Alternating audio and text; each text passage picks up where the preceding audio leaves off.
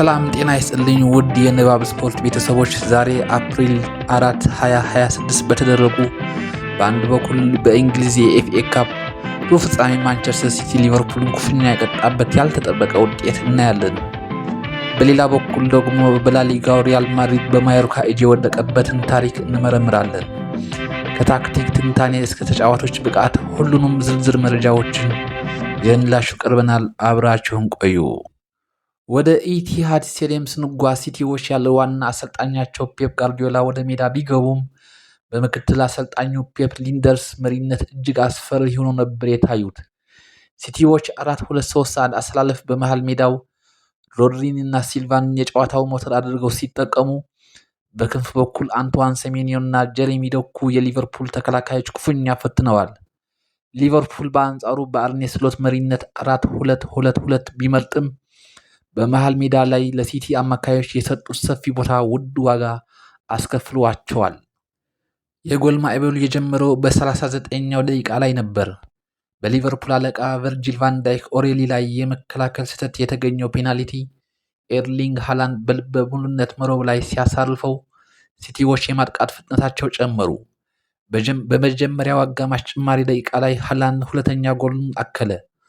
ሁለተኛው አጋማሽ እንደተጀመረ በ50ኛው ደቂቃ አንቷን ሴሜንዮ ሶስተኛውን ጎል በማስቆጠር የሊቨርፑል ተስፋ ጨለመው። የሲቲው ጎል አዳኝ ማሽን ሃላንድ በ57ኛው ደቂቃ ሃትሪኩን ሲያጠናቅቅ ጨዋታው ሙሉ በሙሉ አብቅቶለት ነበር። ይሁን እንጂ የሊቨርፑል መከራ በዚህ ብቻ አላበቃም። በ64ኛው ደቂቃ መሐመድ ሳላህ ፔናልቲ ቢያገኝም ወጣቱ የሲቲ ግብ ጠባቂ ጄምስ ትራፎርድ በሚገርም ብቃት አድኖበታል። ይህ ቅጽበት የሊቨርፑል ደጋፊዎች ተስፋ ቆርጠው ስቴዲየሙን ጥለው እንዲወጡ ያደረገ ትልቅ ክስተት ነበር። ከጨዋታው በኋላ የቡድኑ አማካይ ዶሚኒክ ሶቦስላይ የመዋጋት መንፈስ አልነበረንም ሲል የቡድኑ ደካማ ሜንታሊቲ በቁጭት ገልጾታል። ወደ ስፔን ስናቀና ደግሞ ሌላ አስደንጋጭ ውጤት ተመዝግበዋል።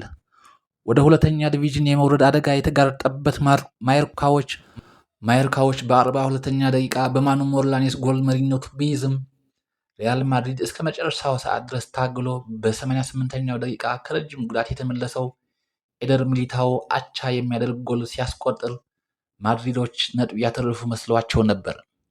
ነገር ግን ደስታቸው ለ3 ደቂቃ እንኳን አልቆየም። በጭማሪ ደቂቃ በ91ኛው ላይ ቬዳት ሙሪክ ያስቆጠራት ጎል ማድሪድን ኩፍኛ ክው አድርጋለች። ይህ ሽንፈት የሪያል ማድሪድ የላሊጋ የዋንጫ ፉክክር አደጋ ላይ የጣለ ሲሆን በአሰልጣኙና በተጫዋቾቹ ላይ ከባድ ጫና እንደሚፈጥር ጥርጥር የለውም። እንግዲህ የዛሬው የስፖርት ድራማ ይህን ይመስል ነበር። ሲቲ ወደ ኤፍኤ ካፕ ግማሽ ፍጻሜ ሲያመራ፣ ሊቨርፑልና ማድሪድ ግን ራሳቸውን መፈተሽ ያለባቸው ጊዜ ላይ ደርሰዋል። እናንተንስ በዛሬው ጨዋታ የትኛው ክስተት ይበልጥ አስገረማችሁ? ሀሳባችሁን ኮሜንት ላይ አጋሩን። ቪዲዮውን ከወደዳችሁት ላይክ እና ሳብስክራይብ ማድረጋችሁን እንዳትረሱ። በቀጣይ ቪዲዮ እስክንገናኝ ቸር ሰንብቱ።